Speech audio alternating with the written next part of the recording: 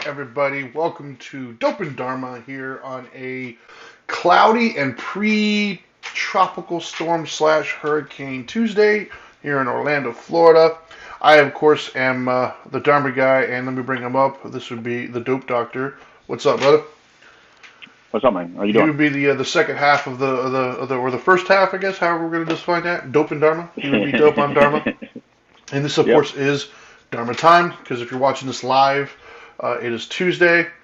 We're a little bit late today because I guess there's some work being done in his neighborhood, so the power was kind of going off and on, so we had to wait for that. For those of you who are not up to date on the current ongoings, we have a hurricane slash tropical storm bearing down on us. From our definition, this really is nothing. The meteorologist is probably really mad at us for saying that at the moment. Because they're always telling us, right? They're always like, "Oh my gosh, it's the worst ever." But I don't know. Yeah. If you live on the coast, you should probably take this more seriously. I'm obviously further inland, and then he is on the coast, but he's on the opposite coast that this thing is hitting. So most likely, we're going to get just our basic normal Orlando thunderstorms that we get here. Not to be too worried about, but anyways, I digress. So that's why we're going to have power problems. Meteorologist. Yeah, We need a surf monkey meteorologist. somebody we can stand out in the wind and the rain. Yeah, You know, like Joe Cantor. coming here live today from. Yeah. Yeah. Oh man. If anybody wants to volunteer to be our Joe Cantor, you're more than welcome. That's right, man. But anyways, welcome. You're watching Dharma Time.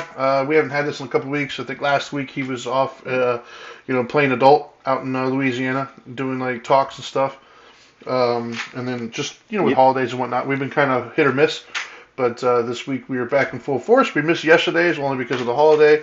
So anybody who's here locally who checks in at 1680 a.m., we weren't there last night, but we should hopefully be there next week. Today, obviously, we're Well, doing Dharma Time, and then on Friday we should also have the Couch Live back on live. you know what I just noticed? It's What's always that? me. It's always because of me that we cancel the show, delay a show, or whatever. Yes, yes, it is. That's not. No, not always. I think I've had a few here and there, but not all the time. Um, but All right. anyways, no. So we're gonna have. It's gonna be an interesting show today. Today's gonna be just a tad bit different than we normally do it. I think today we're gonna approach it more of as just an open discussion. So full transparency. This might actually lead into a part two of the series, depending on what we talk about and how far we get into it. But the reason why is because what we're going to talk about is it's a very complex topic, and there's really no right or wrong answers per se. And it's more of just a philosophical debate, really, of where we're at. And so we talked earlier today, and we were trying to come up with some topics, and we played around with a few different ideas, but we finally settled on parenting. And the reason why we decided on parenting is, obviously, in the news, there's a lot of stuff happening right now with parents being concerned with some of the things that are being taught to their children and, any potential ramifications of that. But also, COVID kind of like impacted how people parent and the relationships we have with our kids. It also opened up a window that we might not have otherwise seen as far as what they're being taught in school, how they're interacting with their friends, and just, it gave us a different insight that we might not have normally had. And then, of course, just the standard dynamics that change with every generation, right? Every generation thinks that the previous generation's music was bad, and, it's just the standard things that we've all seen and heard. But yeah, I guess we're gonna have a dialogue on that, man. That's what we're gonna do today. We're gonna have just a discussion and open dialogue. So if you're watching this live on Facebook.com/WPSN99, feel free to leave your comment in the chat, and we will respond to it as well. If you're listening to this via a podcast after the fact, by all means, you can still leave a comment, and we'll get notified. And maybe if we have a part two, we'll bring that up and talk about that as well. Because this is this is obviously a topic that's near and dear to our hearts because we're both parents, and it's near and dear to most of the people who are parents as well. Because I think that one of the things that we're struggling with, and once again, this is a discussion, so we're going to go all over the place, I'm sure. But one of the things I think that is universally affecting a lot of parents in today's world is it feels as if a lot of us were raised with certain ideals, certain perspectives, certain values that we want to pass on those values to our kids, and they either seem non-receptive to those, or the things that they're doing are counter to what we're trying to pass on. And it's just this weird kind of debate, right? I'll give an example to get this whole thing flowing, right? An example that I don't know if I have the right answer, and Louis and I have talked about this at length, and him and I think, kind of on the same page with this one. But I think even he falters back and forth sometimes because it's a complicated issue, and that is like screen time, right? Electronics, video games, and things of that nature. My immediate thought process coming from the generation that I came from is I want my kids outside. I want them to play. I want them to socialize. I want them to be active, and I want them to experience what this world has to offer. And I would like to pass that on to them, and I find it at times it's a struggle because they have these little devices, phones, games, computers, what have you, and they got essentially the world at their fingertips. And as much as I love the outdoors, it's really hard to compete with what these devices can give you, right? If you don't already have an appreciation for the outdoors, and I'm trying to introduce you to the appreciation of the outdoors, but you're used to what these can give you, it's no competition, really. Like, it can't compete. What the outdoors and what, the quote-unquote world gives you is a much slower general appreciation as opposed to the intense, immediate appreciation that devices can give you, right? So I think the trouble, and I've had this discussion in my own home sometimes, because my wife and I have had to kind of discuss on how we're going to moderate, their playtime and whatnot. And the thing we came up with, or the thing I come up with, my approach is I try to balance the fact that I don't know the kind of life that my kids are going to grow up in, like the kind of world they're going to grow up in, right? So in my day, things like handshakes, things like how to be interviewed, things like how to interact in a group setting and stuff, respect, and all these other things were really, really important. And so we focused a lot on those things, right? Like, I remember being taught how to shake a hand, and it was important. But in today's world, those things are less and less important, and COVID kind of, even sped that process up even faster to where there's so many jobs now. There's actually leverage being created now in certain fields where they don't want to go back to work. They want to work mobily. I'm not talking about the people who are unemployed. No. I'm talking about, like, for instance, in the gaming world. There's a whole, not even gaming, the coding world. There's a whole slew of people right now in the workforce that would have to go to work. They'd have to travel. They'd have to do all these things, deal with inter-office stuff that they didn't want to have to deal with, things that we were all brought up to be just part of life. Well, with computers and coding, you don't necessarily have to be in that building. And so COVID allowed those people to work remotely. And then a lot of the companies now are starting to bring people back from working remotely. But a lot of those employees are like, well, wait a minute. I don't want to come back. Like, I really enjoyed the flexibility of working on my own schedule and things of that nature. And so while the employer is pulling them back into working, what they don't realize is a lot of those employees now are behind the scenes looking for other jobs that allow them to work at home. They have kind of leverage now. And so I guess what I'm getting at is I struggle with whether to limit and how much to limit my children's playtime or screen time, because they're growing up at an age where if you don't have an extensive knowledge of those things, you're kind of going to be behind the eight ball. And I don't want to put my children at a disadvantage. And the things that I view as a disadvantage back in my generation are not necessarily a disadvantage to them. Whereas, the reverse is true in the sense of if you don't know how to work with the newest technology, you are at a disadvantage. Whereas if you don't know all the social dynamics of handshaking and things of that nature, you're not necessarily as much of a disadvantage anymore. So that's how I kind of kick-started it off. We both have plenty of opinions, but by all means, man, what are your immediate thoughts as we dive into this very deep, complicated subject? I think we kind of tapped into this years ago, and I remember, bringing it up. I think it was probably on the Couch Live we were talking about it, and you had brought that what you just said right now, back then, you said, well, I don't know if it is a disadvantage. And we had like kind of like a mini debate Yeah. on whether it's a disadvantage for people to not go outside and do more things, online or whatever.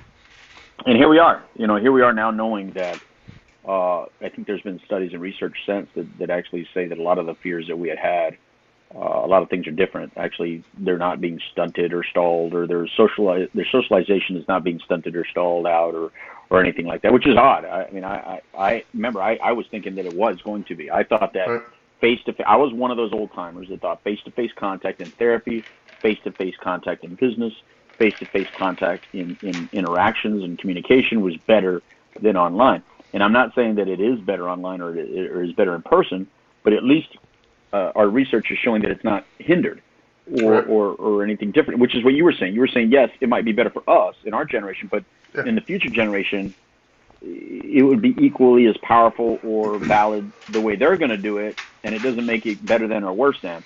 But we're in that transition generation, Trinity, and like in a lot of things, right? We're in that transition generation. This is another thing that I'm glad to be 51, and I'm glad that I will be long gone after it's 100% the norm. However, in our case, the way we communicate and do our thing, I mean, look how we've adapted our show. Yeah. I mean, we used to both drive to the studio, do the show, and then drive home.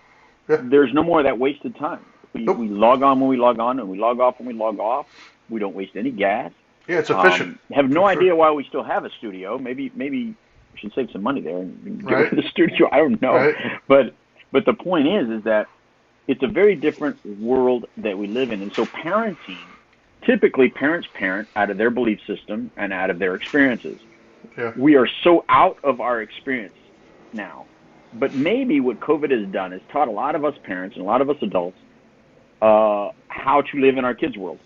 Because I guarantee you there was a lot of young people out there that were helping their parents get ready for work. Oh, yeah. More than ever before. Oh, yeah, getting ready for Zoom meetings and stuff. Yeah. Because I've been on a lot of Zoom meetings where someone's like like trying to talk. Like Dr. Hall, for instance, we've done Zoom meetings where he's like, bye, bye, bye. We're like, we can't hear you. Your audio, you're on mute. And he's sitting there trying to figure it out. And all of a sudden you see that his son comes in, hits a few buttons, fixes it, and he goes, oh, yeah, I had to have my son help me out. Yeah. So how many young people actually help their families work and go to work and do work? And so at first, it seems like everybody was complaining about having to do it, but then we got real comfortable trying to. You know why? Because it's really comfortable, not having to be in traffic. It's really comfortable only having to dress from the waist up. It's really comfortable to just, do things back to back and like you said, convenient. And you know who it's really comfortable, Trinity? You said parenting. The biggest thing about parenting in 2021 is that a mother, or we're in 2021, so a father who is a homemaker. A parental unit. But a parental, all right, thank you very much for correcting me. Again, I'm glad to be 51. Whoever the parent is that is staying home most of the time, and if you share it equally, because that's the couple you are, then that's on you. Just don't get offended. You're probably going to get offended later on in the show, so just tune out then. Yeah. But the parental unit that stays home, I'm thinking about all those beautiful parents that typically had to make a decision to get a home, to get someone to babysit and then work. Do I work? Can I still be in my profession that I studied for, that I wanted to do, or do I raise my children? You can do that more at the same time more now than ever. Yeah. More than ever. It's beautiful. We're able to see parents work and take care of the children as long as they can get that meeting time where the kids are gone. And now, Trent, even if the kids act out or if a dog comes in and does something, it doesn't affect the impact of the meeting for some reason. Cares. Like we're all used to it. Yeah. So it's kind of a really cool thing that I think we're able to be more of a parent now that we're online than less of a parent. Whereas when we had to go somewhere physically, we were less of a parent. Well, the other thing, on that same wavelength, right? The other thing that I thought that I was well versed on, and I might have been more so than a lot of people my age. I don't know. Mm-hmm. But I've definitely gotten more in tune to it as time has gone on. And that is one of the things that I've always been told, and I've somewhat worried about, but I know people of my generation really worry about, and that is the socialization that you get, right? I remember telling my kids, when they were talking about their friends online and whatever, I'm like, those aren't really your friends, right? Those are people you know. Right. But Right. and to an extent, I'm right. However, what I think our generation needs to understand better is there is a very real connection that you can make with people that you've never seen in your life. I mean, when we were kids, they were called pen pals, right? But nowadays, that pen pal is like instant, and you can actually see your pen pal, right? Like I remember when I was in elementary school, I used to write a little letter, we'd mail it off to somebody, and then like a couple of weeks later, get another thing back, we'd read it. It was kind of a cool thing. Well, that's been sped up to like lightning quick these days, right? And we as adults, we have the option of going to hang out and going to do whatever, or utilizing technology. To whereas our kids don't have that option. They can't just, all right, Dad, I'll be back. I'm going to go hang out with my friends a little while when you're like 10 years old. You don't have that option. So they've adapted to the options that they do have. So this is normal for them. Like this is not an option. This is their way. To whereas us, we don't value it as much because it's an option for us. And we were raised without that option for many, many years, so we've adapted to this as our way. We would go out and play until the sun comes up or until the lights come on. To where, so, like I look at my kids almost prefer to have, online communications as opposed to in real life. And I know for me, well the one I'm most exposed to in this sense would be probably the gaming stuff, right? And I remember when I was a kid, if I wanted to play with my buddy, my buddy Justin, I don't know, he may or may not watch this, but Justin Vickery was his name. And we were friends in elementary or like middle school, going into high school. And I remember like sixth grade or something like that. If him and I wanted to play, like I think we had like Nintendo and he had like a Sega. If we wanted to play together, we had to like stay at night at each other's house. Like we had to pack a little bag or whatever. We had to get our parents' permission. They had to work it all out. And then we had to go over there. And then, one parent is now responsible for feeding and being, keeping them safe and stuff for two kids, one of which isn't theirs. And then we'd stay up to all hours. And even then, it was cool because we didn't know any better. But then as time progressed, we started, like a little tiny detail is I used to get frustrated with the split screen stuff, right? So even then, it wasn't super, super fun because it was a split screen, so you literally had half the thing. Now, in those days, you had like a 28, 30-inch TV, so you're literally sitting here with 15 inches to play with your friend, and it was fun because we didn't know any better. Fast forward 20, 30, 40 years, and now we're sitting in a situation to where if my son is playing with his friends whenever they feel like it, at any given moment, and they have the entire screen to play with, and it's like they're sitting right next to him because they're in their ear and talking to him the whole time.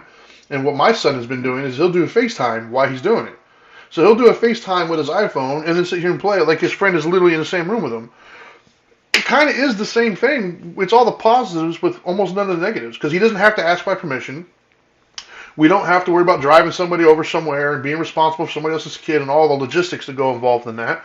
It's at a moment's notice, right? And so the other half of that equation is if they're real friends or not.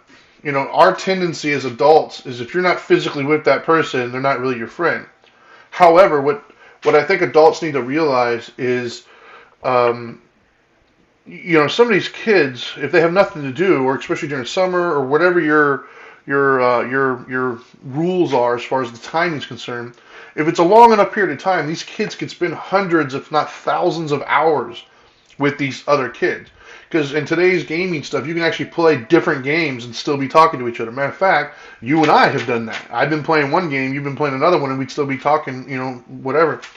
And so you could spend hundreds, if not thousands of hours with these people. That's a friend. You've built a connection with that person if you've been playing for over 1,000 hours.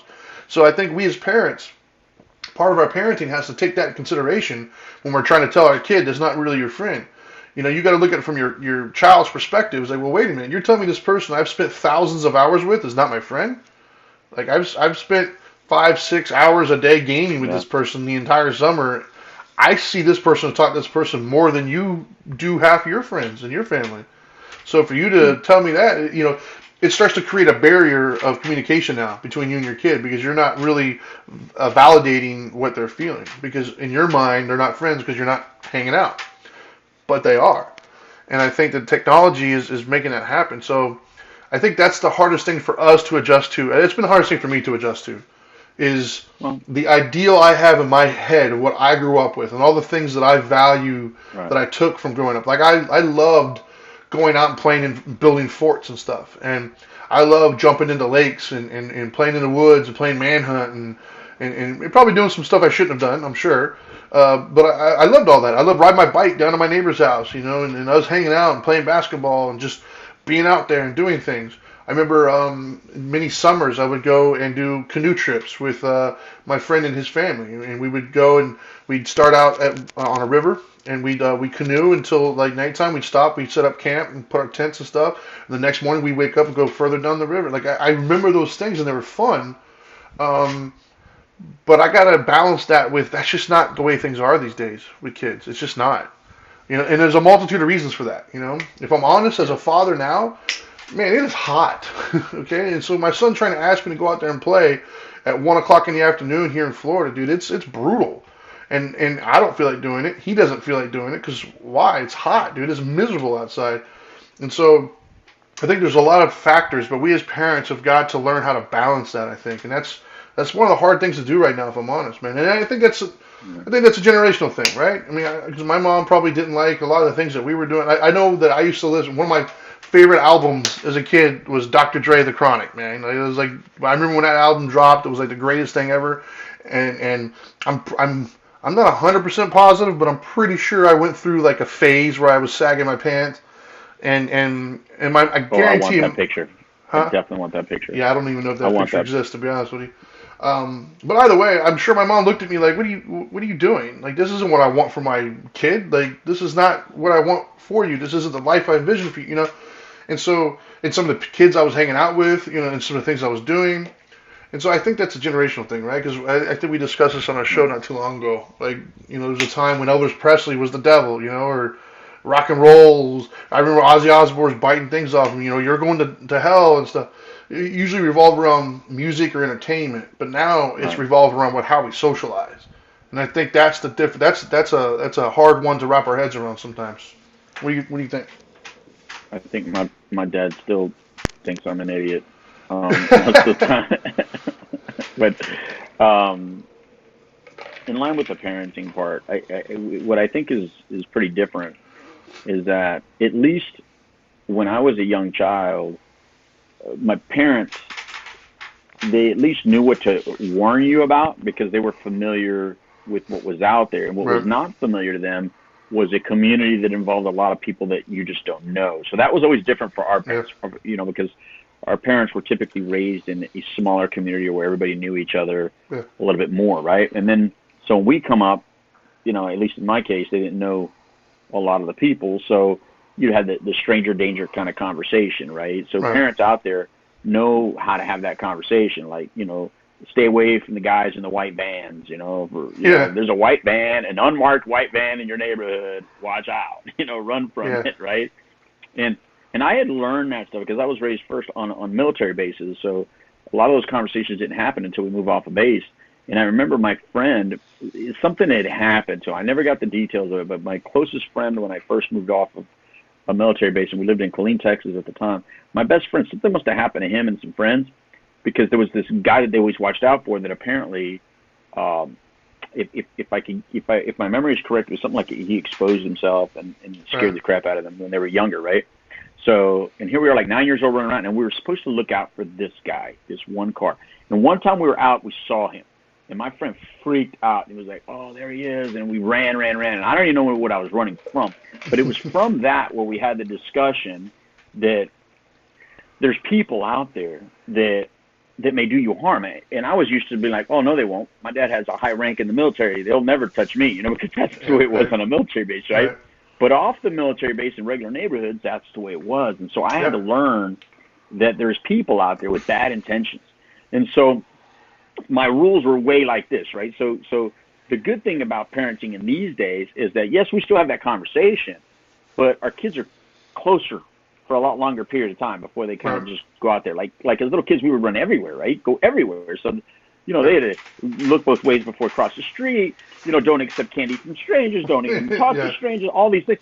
But now parents have to learn that conversation is that plus this now, that people are fake and phony online. That people Yeah. can pretend to be somebody they're not. Yep. And We've actually they had could those be a much experiences in this older. house. Yeah, so those are so now the parenting conversations, instead of saying it's wrong to be online or it's wrong to be in gaming, that you're not, you need to go outside and play. It's how do I parent you in your world right now? How do I help keep you safe from the ugly of the world that does exist, and help you just get through this period of time? Because naturally, if I give you the right tools, you're going to know what to stay away from as you get older and as you're exposed to more realities of the world.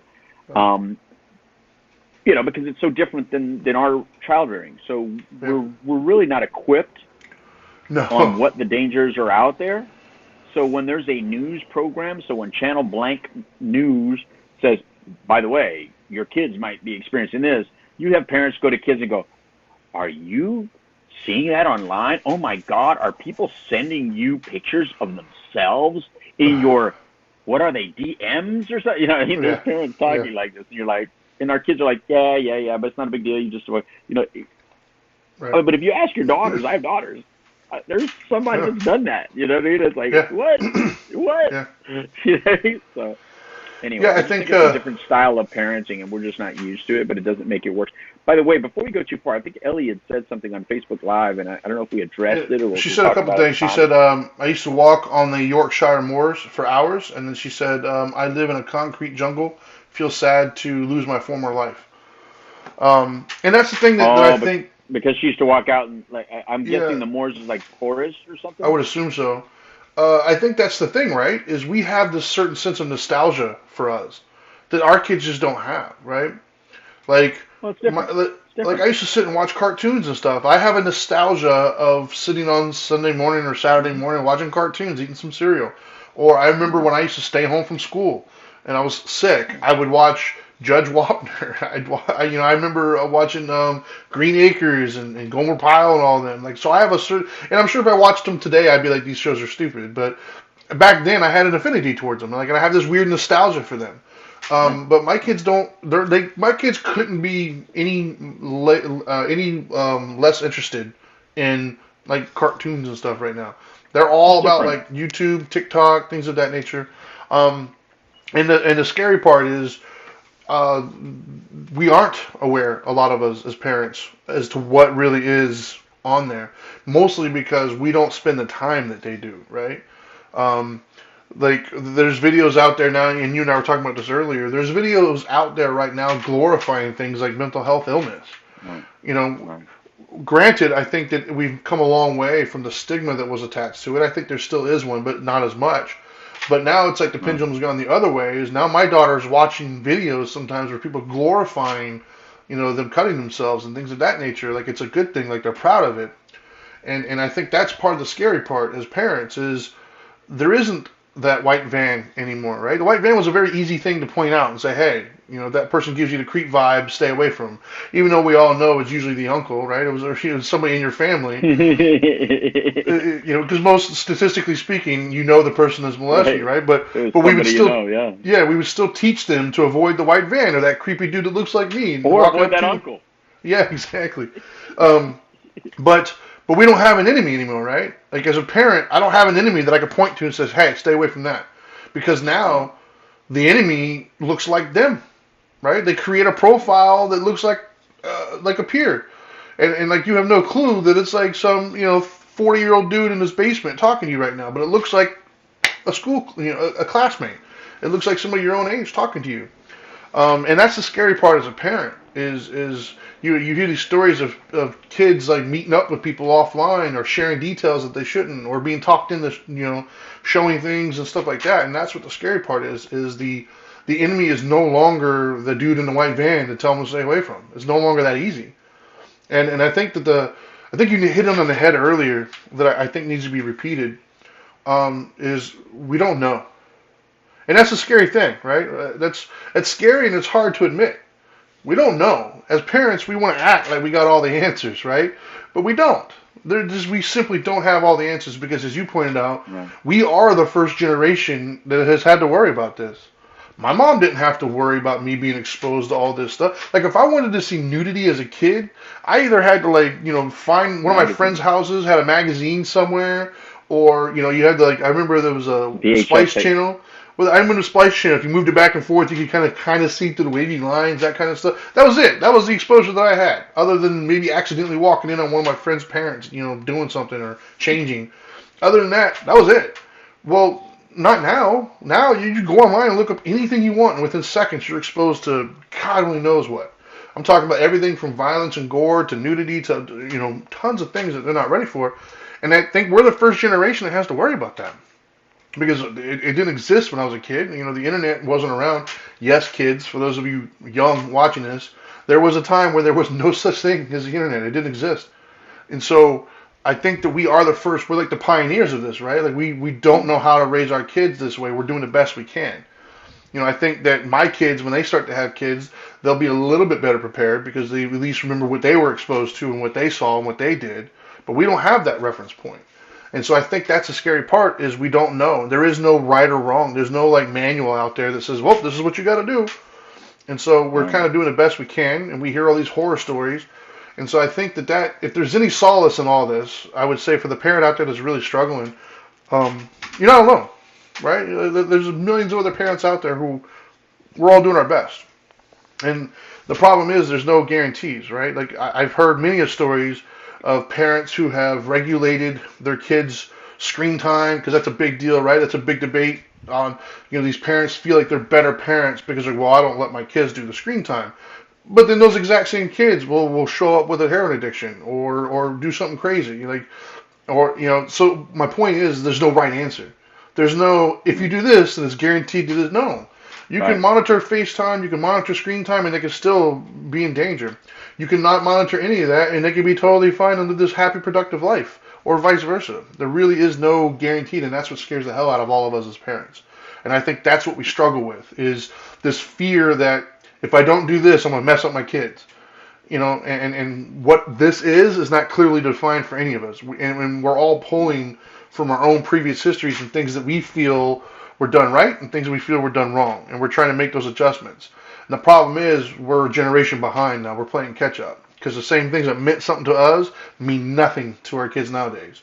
And we're not. I don't think we're prepared to make those adjustments. If I'm honest, like I was totally into sports when I was my son's age. My son could not care any less about sports, period. Like, these fantasies I had as a kid growing up that I was going to have, I was going to be a father and my son, my boys, going to be watching football with me and everything. Those are, that doesn't exist, dude. My son, football comes on, boom, he's gone. Like, he goes and plays his game or whatever, which is fine. I let him do that. But that was something I actually had to actively give up because I tried to force it for a little. Hey, come on, man, sit down, watch football with me. He glazed over, doesn't care at all. And so I had to let that fantasy go. That was more of a me thing, right? That was me being nostalgic about the idea of having a boy that I could, watch football with, and that was a me thing, not a him thing. And so I think that that's part of it. Is we're not equipped right now really to we're a generation behind. Like we're parenting the way we should have been parented, back in those days. But times have changed, and we got to adapt. And I think that a lot of us struggle with it. I really do. I think one of the major things about when you think about parenting, I think if you just drill it down to just teaching morals and values of your bloodline, that's what you're intended to do, right? That's what a real parent's intent is to do. Keep them safe long enough till they start running and walking on their own, right? Venturing further on their own. But mainly it's to give them a sense of value, community, so of the community and of themselves. Like you help them know their own personal value, their own personal culture, the culture of what's around them, and accept it. Accept it to what it is, and teach them how to contribute to it. And that if they don't like it, that they can contribute to it by offering a different perspective. And you can go into whatever community you wish to go, as long as you have a good sense of why you are who you are, who you are, and have a passion for something, you can become a productive member of whatever community you choose to live in. So I think it's important to just teach those basics. And that's not indoctrination. I don't think you should indoctrinate your children, but you should at least let them know where you as a family come from. So it's always a fallback. So like if who you think you are doesn't work out for you, you can always come back to the you that we thought you were or that we wanted you Well, to be. You know what I mean? That's always going to be your fallback, kids. Is you can always fall back to the kid or the person that your family thought you were. right. But if yours works out, if who you want to become works out, then great. But those other things are really good to have. For instance, I was raised as a Catholic, so I always have that. Regardless of which way I go and what I believe in and how I apply that, it doesn't matter. I love the Buddhist philosophy, which is why we love doing this show so much.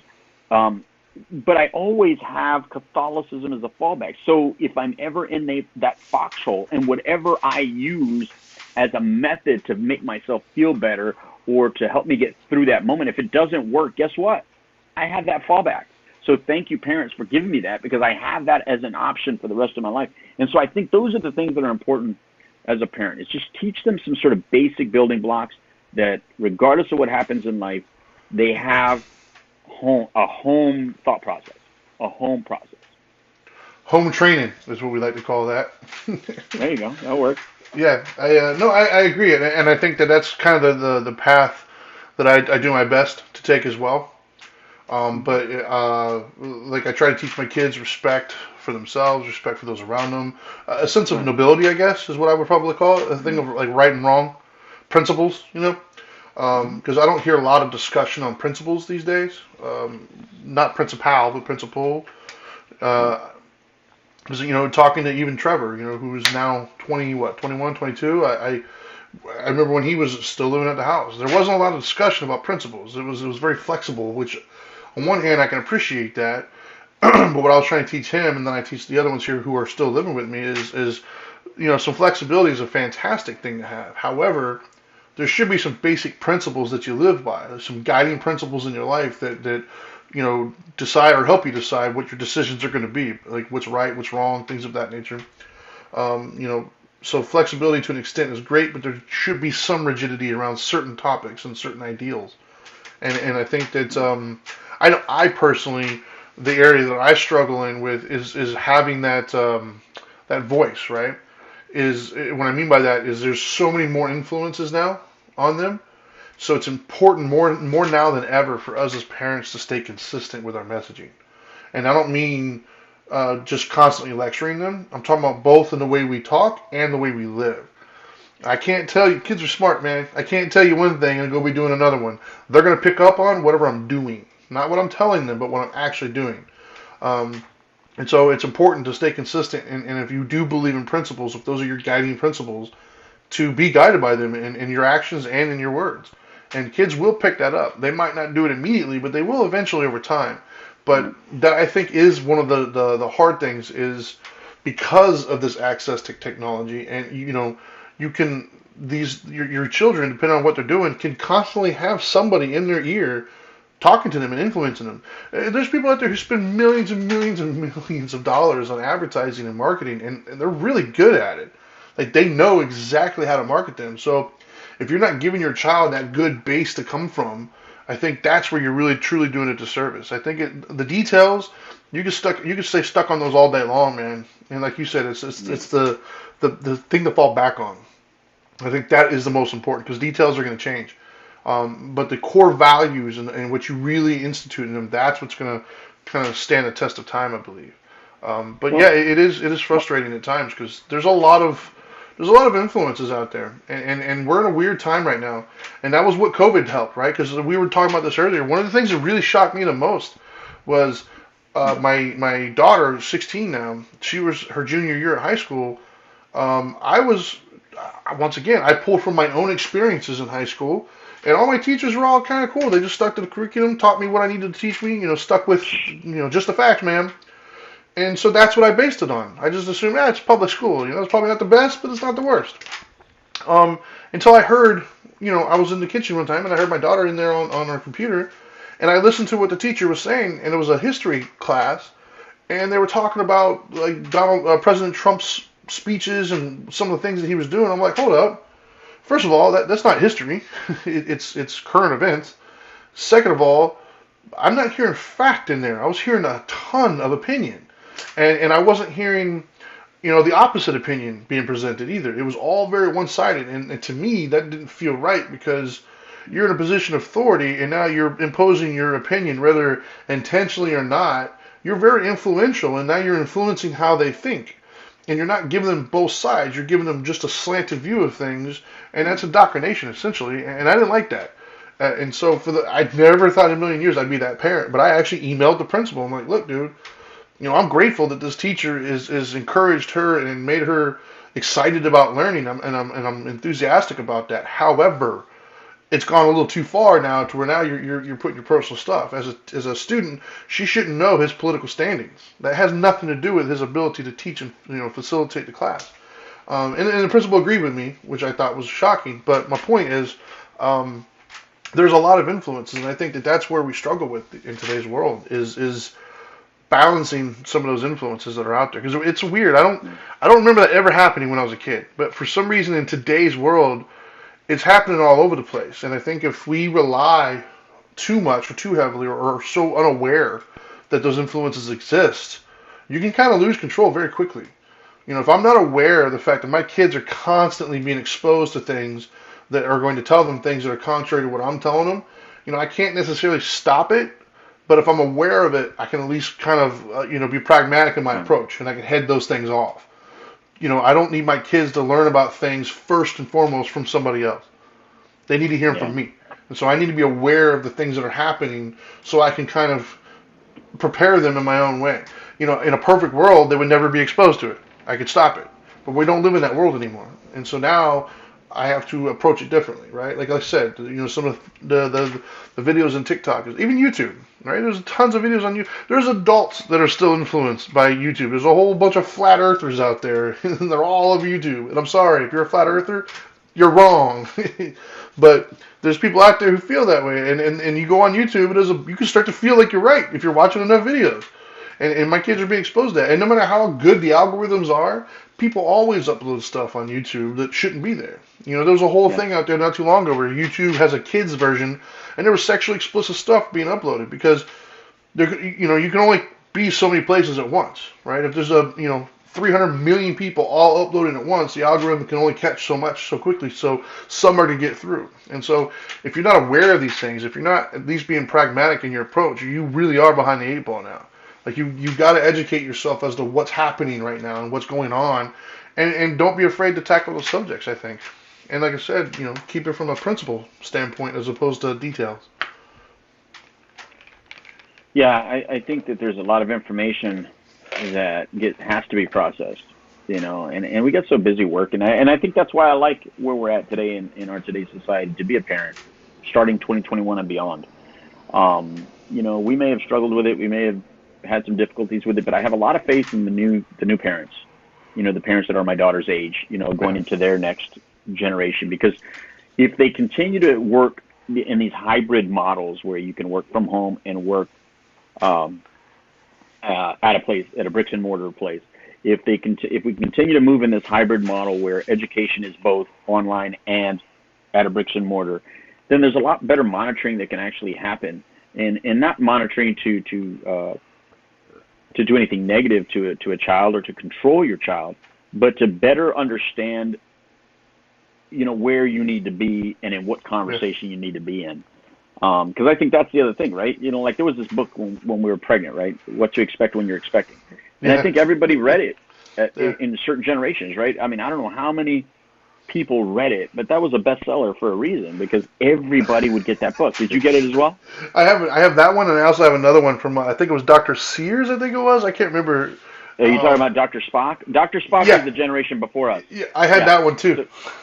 Right. Well, that's because your mom probably gave it to you because that was her generation. It was a bad book. In your mom's generation, it was Dr. Spock, and then in our generation, it was What to Expect When You're Expecting. Yeah, I got both of them. And then so you just like the relationship manual when Dana and I got married was men are from Mars, women are from Venus. Yeah. And so there's these books that just were the thing. Well, what's going to happen is that books are no longer what they used to be, right? Everything's pretty much online, and young people tend to they need smaller things, right? And so it's not better and different or worse. I'm just saying that So now they're going to have these YouTube people that they may follow, may be very influential, but that's like their author. Okay, so instead of putting down your child for it being different than the way you did it because you picked up a book and you read it, their author is a YouTuber or an influencer or something like that.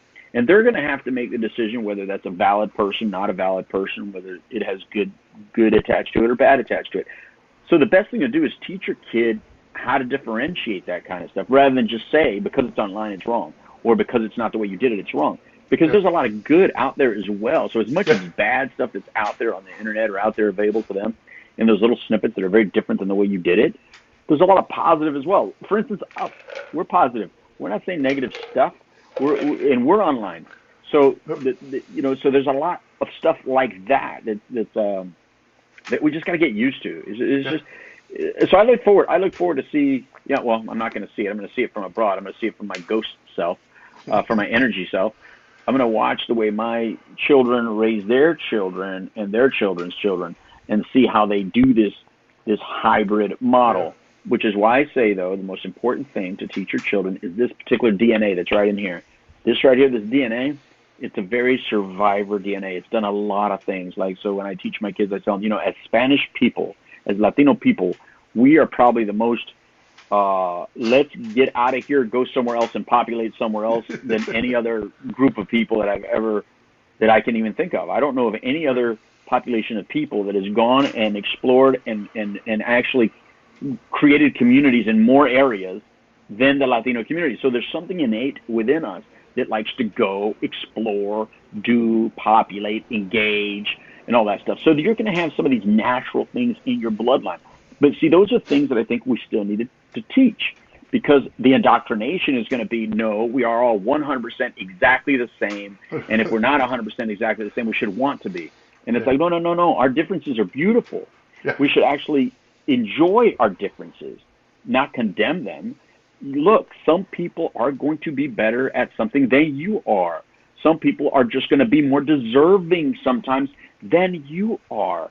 There's going to be somebody that has a better opinion on how to get something accomplished than you are. So please teach our children to understand disappointment, understand pain, understand failure, understand you may be wrong. Just like when you look at me and your mom and I, and we're wrong sometimes. Or you grew up and realized, wow, what you guys taught me isn't 100% truth. Let me explain why I showed it to you that way, what facts I was going on, because sometimes what we think is a fact actually becomes fiction. If you don't believe me, just ask poor little Pluto. Poor little Pluto is no longer a planet, but it was fact at one time, and nobody thought to even challenge that. And so the beautiful thing about all you young people is that your sense of exploration, your natural sense of exploration and doing something different than your parents is going to bring on an advancement that's beautiful. However, it's an advancement from where we are at already. So you didn't create it out of zero space.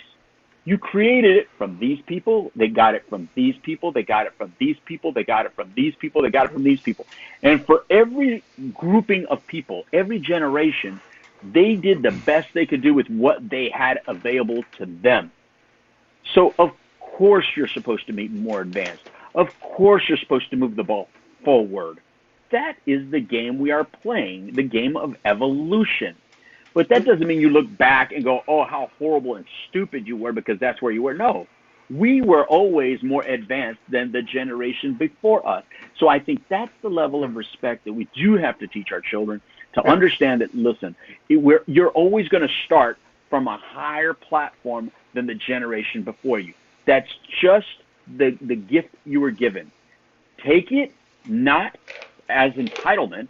Take it as a gift and say, thank you very much, and then grab the ball and keep moving. Yeah. And I think that's what we need to teach young people.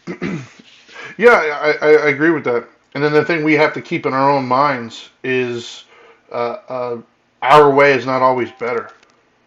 I think that's the things we have to, because as you were talking, some of the things that popped in my head is the debates that I know are happening right now amongst the different generations, as far as the things that COVID has kind of made us adapt to, Is it for the better or for the worse, right? And I think that there's so many of those debates happening, right? You're gonna have one group of like old timers thinking that the idea of this mobile working is just bad for business, and then they don't want them home, and they need to be here, and all this other stuff. And for certain, certain fields, I think that might be true. But for a lot of Mm-hmm. fields, like the one I referenced earlier, if your job is to code, you don't really need to be like. Because I read a really interesting article, and this is what helped, keep me where I'm at, in my mindset. Um, because I didn't know where I stood on the idea of is mobile working better or worse, right? I didn't know where I stood on that. I think I'm kind of in the middle. But there's an article I read, and I'm trying to remember it so I don't butcher it. But basically, what the guy was saying was what they've noticed by working mobile is it made them more productive because it cut down on like a lot of the useless meetings and a lot of the useless banter that took place in those meetings. Because now they said when they communicate with a coworker, it's strictly business. They call them for business, to whereas before they would stop by their desk, they'd chat about the weekend. They were less productive. There was more socializing time spent, as opposed to now you're zoned in, you're doing your thing, and then when you have to communicate with a coworker, it's all about business and that's it. And so, and then it was more flexible with their schedule because like some people have like an hour commute, like you said, dude, like I did when we were doing the studio, dude, it was over an hour I had to drive each way, so it was like 2 hours of my day. Like whenever we would have studio time, that was it. That was my day. There was no okay. Like right now, I train a client typically before we go on air. That wasn't happening before. I couldn't train a client before. Sometimes maybe afterwards, but then I had to pick up the kids and stuff. Those Right. days are gone. Now, it's right here. We can be on in seconds. And so, but I think there's a lot of debate right now. Like for instance, the handshaking is kind of, and I'll be honest, I'm one of those guys, and I think you kind of touched on it a couple weeks ago about the hugging thing. I didn't realize how important I thought handshakes were, or how much I missed them. I'm gonna be honest with you. I thought handshakes were, I didn't understand the point. It seems like a weird tradition to have. Like I didn't understand it. I never really cared about it, and the fact that they were kind of quote unquote doing away with it because of COVID, I was like, whatever, okay. And then with the whole COVID and germ thing, I was kind of pro not wanting to do that because I've been in the bathroom and I've seen gentlemen go to the bathroom and walk out without washing their hands, and I'm a hand clean freak guy. Um, but I gotta be honest, man. I don't remember what the scenario was, but it wasn't that long ago. I think I met somebody or whatever, and I shook their hand, and I remember thinking like, "Holy shit, I missed this!" Like for whatever weird reason, I actually missed that handshake, that greeting of another human being. Did you And let go, so, or did you keep holding it and be like, no, wait, wait, wait, wait, wait, wait, wait? no, I licked it. I licked his Thank you. hand. Yeah, but no, I just remember that it was like a weird. It was an instantaneous moment. The second I did that, I was like, "Damn, I kind of missed this." I don't remember who it was, but it was like a handshake. I just felt human again almost. It was a weird kind of thing. And I remember you said the Yeah. same thing. It was like you hug somebody and you're like, "Yeah, I'm gonna keep doing this." Um, so I Yeah, think I thought it that was over until I did it. Yeah, I agree with you. And yeah, I did it, and I was like, whoa, yeah, it's a wow. little thing that I didn't appreciate, if I'm honest. But I think that's important for us to keep in mind because I think we as an older generation, we can start to feel like our way is the right way and not adapting to it. And I think that that's a mistake that we can make. Just because it's the way we would have done it or the way it would have been done to us or what our Right. perspective is does not necessarily imply that it's immediately the right way. You know, screen time for your kids, giving them more or less, whatever. If you give it more and they give it less, neither one of you are right. Because it's an individual Right. thing, and there's so many other things. So don't look down on a household that gives whatever screen time they want. Don't look up to this household, and don't think that you're any better or worse than the other one. Like we don't know. Like that is the thing. Is we're all kind of in this mess doing it together, and we're all doing the best we can with what we got, like he said. And there really is no true legitimate information that tells either way. First and foremost, screen time hasn't even been around long enough for us to really know the long-term effects of it. We can start to guesstimate. We can start to kind of try to make some associations, but even that is correlation, not causation. We don't really know. We think we're studying, but we don't really know. And so anybody out there who's telling you definitively that their way is the right way because this and this and this, be very wary of those people because they're very stuck in where they're at. And I'm not sure if that's who I want to get my advice from because I've seen the way my kids respond to stuff, and my kids are overall they're pretty good kids. They're really well behaved, and they have a lot of screen time. But as a Yeah. parent, I notice when I feel that the screen time is getting out of hand. Like, so I will adjust it throughout the day when I think it needs to. For instance, my daughter's gotten to the point now where she refuses to put her phone down to just go do simple tasks, right? And so what I do is I call her out on it when she does it. It's like, hey, hey. And sometimes I'll take it from her. I was like, let me see, and I'll put it down and say, baby, it'll be here when you get back.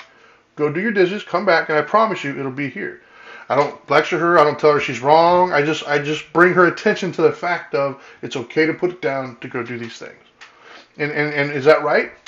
Maybe it was right at the moment. Do I, am I going to look down on somebody else or think that they're a better or worse parent because they do it differently? No, they just do it. Yeah. We don't know, and that's the thing is we gotta just trial and error. And we gotta be open to different ideals because once again, I'm reminded every single time, and it's probably gotten old for people who've heard it many times, but every time we get into these types of conversations, I will never forget that scene in Varsity Blues when he's talking to his dad, and he's like, "I don't want your life." I don't know why, but that resonates with me, and it's stuck in my head so much. And I don't want to be that dad. I don't want to be that dad trying to make my children have the life that I want them to have. I want them to have the life that they want to have, based upon what they want, what they like, the area and the world that they're growing up in, and I mean, think about it. There's so many kids out there right now who are making a very good living at stuff that they were once told was a dead end area. I Yeah. mean, when I was a kid, if you were to tell me there's going to be people out there who are going to get paid by just clicking keys on the keyboard, I would have thought you were nuts. And now there's billionaires who do that. Things like algorithms and stuff like. Who knows? There was a kid like a year or so ago, a 13-year-old kid who won $1 million tournament for playing Fortnite on a video game. Oh How wow. you as a parent, how can you look your kid in the face and tell them, video games are worthless, you shouldn't be on them when there's a 13-year-old out there who made more last year than you have your whole life? You can't. And so that we got to get out of that realm of black and white, man. We got to be a little bit more gray in the way we approach things as parents because we really are in uncharted territory. We are the first generation that's raising kids with internet from an early age. Not just internet, right? Because when I was a kid, internet when it first came out was dial-up. That wasn't really internet, kids. I was waiting for like 30 minutes to look at one picture. Like that. That's not what you Yeah, but it have was now. incredible. But it Yeah. was incredible. Yeah. Oh, it was amazing. It was But awesome. what you guys I have mean, now. Napster was really badass, bro. I Yeah. mean, come on. Yeah. Of course. When you were able to grab whatever song was out there Yeah. and basically steal it from the sky, that was awesome. Yeah. Was there a better sound growing up though earlier on when other than the dial-up sound? Like there was no better sound. And that anticipation of sitting there waiting, like, oh boy, I'm logging in. What am I going to find? Heck yeah, it was amazing when it first came out. But now our kids don't. The idea of not having that is insane to them. Like the fact that my kids have like unbridled entertainment in their pocket at all times. Yeah. It's unheard of for me growing up. So, Yeah. anyways, you got any Well, final words you want to put out there? yeah, I think one of the coolest things, in line with what you just said, is that our children are being raised in a time where they can grab more moments of their life and they're going to have that at their disposal like forever. Like they're going to have so many more pictures and videos of their entire existence than we ever had. I mean, some of us have like a handful or maybe a box of our old pictures or an album or two. They're going to have like terabytes full of their life. That's really cool. The main point is, look, parents, our job is to do our job, and that is to love them, respect them, and appreciate them, but still teach them the basics. You're not going to understand everything they do. You're not going to understand everything that they're into or how they do it. You're not going to really like it all, and some of it's going to be very annoying. That just means you're getting old, and that's the way it's supposed to be to you. It's supposed to be annoying. What I will tell you is this: now having kids that are both now 19 and 21, is that they went through a phase where everything about us was wrong, and they challenged everything about Dana and I.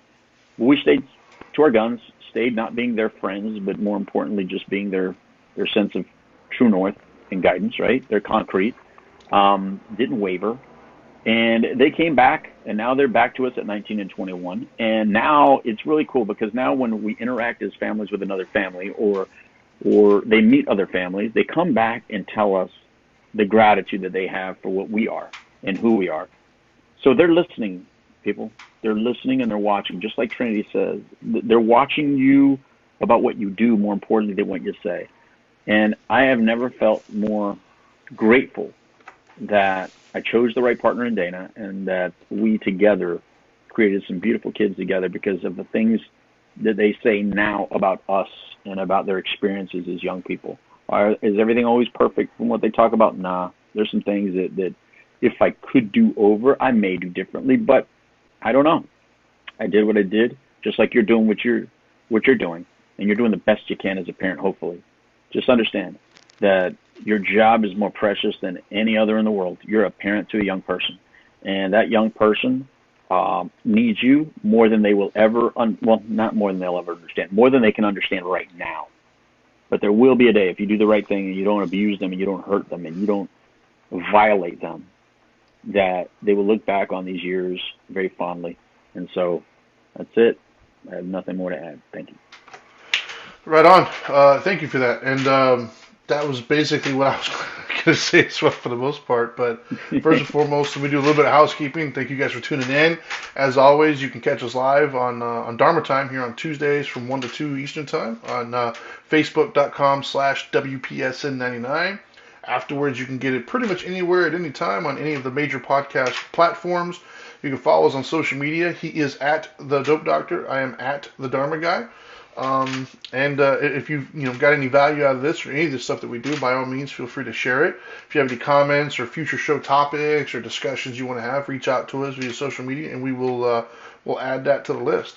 As far as the parenting stuff is concerned, I think that we're all doing our best. There is no right or wrong answer per se. I mean, there are wrong answers, right? Don't if you're one of the 10,000 plus people that watch our Gabriel Fernandez story, that's a great example of what not to do, right? Like, don't beat your children, don't hurt them, don't knowingly with malicious intent take things out on them. They don't deserve that. Give them love, give them compassion. But part of that love and compassion comes from relating to them, empathizing with them, hearing them, understanding them, realizing that they are growing up in different times than probably you did. And that's okay. We're all learning this together. Don't be afraid to make mistakes. Don't be afraid to ask for help. But, just understand that, like he said, they are watching you. And it's a very important job, man. You're raising the next generation that's going to, run this country. Not only that, but you're raising the next generation that's going to decide what they do with you when you get older. So what kind of a person you want making those decisions? So, anyways, that's all I got for today. Louis, I'm going to tell you to stick around because I got a funny story for you when we finish this. But anyways, I think that's all I got for today. Thank you guys so much for tuning in. And now that you know better, do better. Peace.